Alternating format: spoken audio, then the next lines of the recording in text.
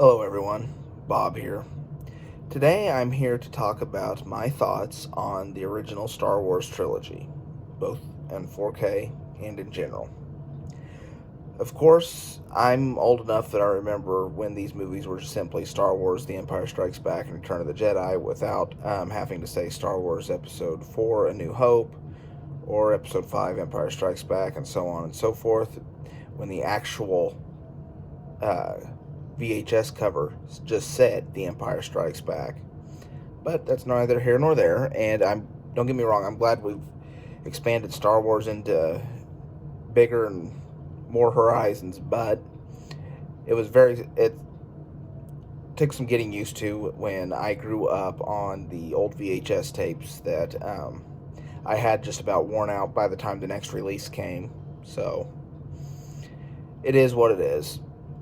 The original Star Wars, of course, the first time I watched it, I actually saw it on back when I was a kid. We had one of those huge satellite dishes in our yard, and by huge I mean you think the dish or the direct TV ones are big. No, this was one that was literally feet across, and it was mounted in the yard, and it would talk to different satellites, and each satellite had like 24 channels on it, and you'd go to like satellite C5 or something like that, and it would move.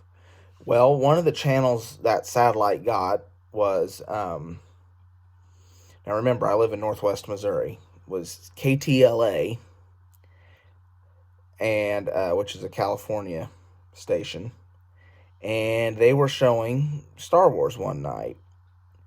And now my mom and dad had both seen the movie in the theaters, and they weren't necessarily Star Wars fans, but the marketing at the time, because it was close to one of the VHS releases I had seen, the toys in the store and the posters saying, this is the last chance to buy the original Star Wars trilogy before it disappears uh, forever. So I was interested in it and asking about it, and mom and dad used to get a TV guide because it was back before the satellite didn't have one of those deals where you'd hit guide and go through and see what was on every channel just right on your TV or the internet even.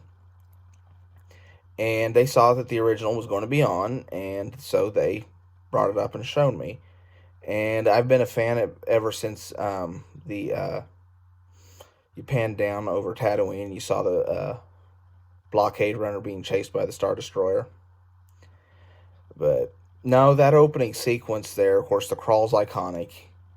I think I might be in the minority when I say this, but I do wish Rogue One and Solo had crawls. I think that is really, uh, I don't know. It's, to me, even a lot of the video games that weren't necessarily tied to anything, they had a crawl. To me, that's just part of what makes Star Wars Star Wars. But I digress. But that opening scene where you have the rebels fighting on the blockade runner and the stormtroopers come in, and then of course you see Darth Vader for the first time, and he picks up the rebel trooper and wants to know what happened to the plans they sent you and all that stuff. That's wonderful. That had me hooked from the beginning. Now I know I'm probably in the minority, but the whole sequence that follows that, following R2 and 3PO, is probably one of my least favorite segments in all of the original trilogy. I know that's heresy to say that, but, and I want to emphasize that's pre-alteration original trilogy.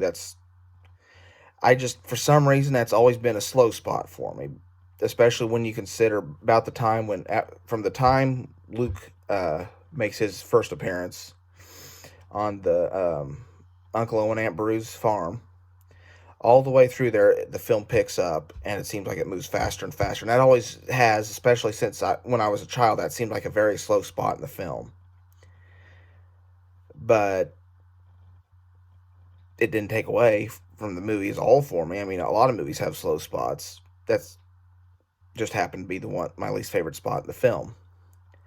Of course, the music in this one definitely has a little bit different feel because it was pre-Imperial March, pre uh, Yoda's theme, pre the Han and Leia love theme. It uh, I love the scores for all three. Don't get me wrong, but Darth Vader was my favorite character. He is still my favorite Star Wars character. So I was always an Imperial March kind of guy, and in fact, that was my ringtone for a while. Um, but except for when my wife calls, that would be bad. But especially if she found out. But sorry about that. No, so that of the three original ones, that's probably the one I would consider the weakest. But it's not. I don't like it. It's just because I prefer what John Williams did. And John Williams is a master, and I can't believe because I've already picked the record I want to do for my voice in the movie, or I've already picked the record that I'm going to do for my voice in the movies this Saturday, and I can't believe I made it through the first two without bringing John Williams into this because his scores are so iconic and so much a part of the movies that I'm surprised I made it this far without mentioning him. But it's okay. That's going to be rectified this time. But anyway, back to the first movie. The score for that, like I say, wasn't my favorite one, but it's still great. And the biggest change, of course, in this one is the whole Han shot first, Greedo shot first. As far as the 4K goes, with the McClunky and whatever, a lot of these changes anymore, I'm dead into, especially on that one because a tweak here, a tweak there at this point, unless it's back the way it was originally, it just simply doesn't matter anymore, or it does to me. Um, the Han shot first in the original version is still my favorite version, but I don't.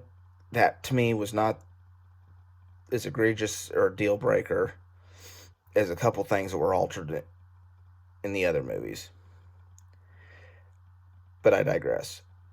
Anyway, for me, that first movie, after Luke shows up, especially the second half, after they get to the Death Star and they go rescuing the princess and have to escape through the trash compactor and get off, and the Death Star, they make it back, and of course we all know what happens to Obi-Wan, and he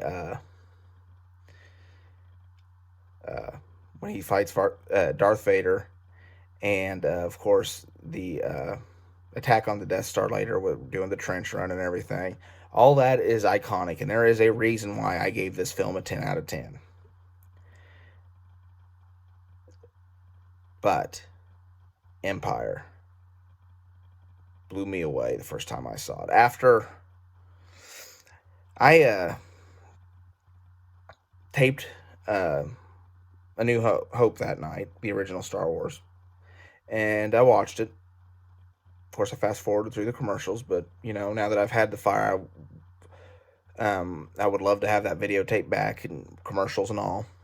And if nothing else, it'd be kind of neat to see the commercials that were on.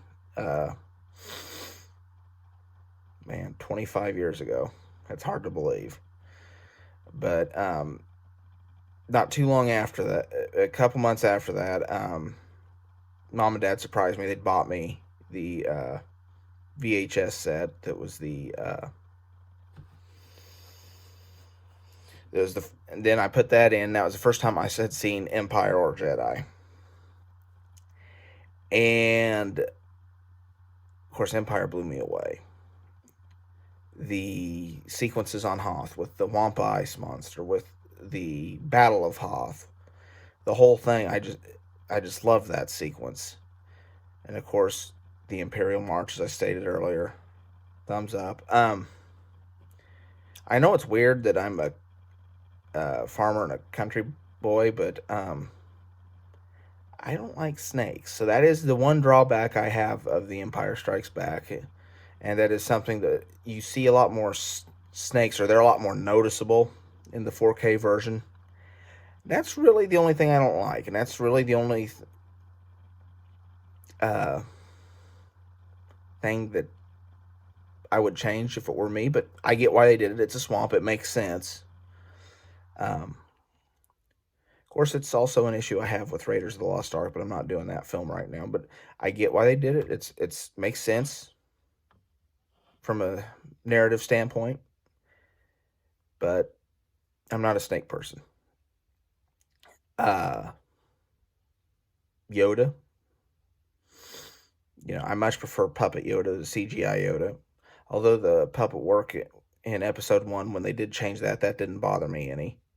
But maybe it's just because the puppet work in Empire Strikes Back and Return of the Jedi was so ingrained and so iconic to me that it, um, even when Episode One was initially released and you had the puppet, that to me it felt off.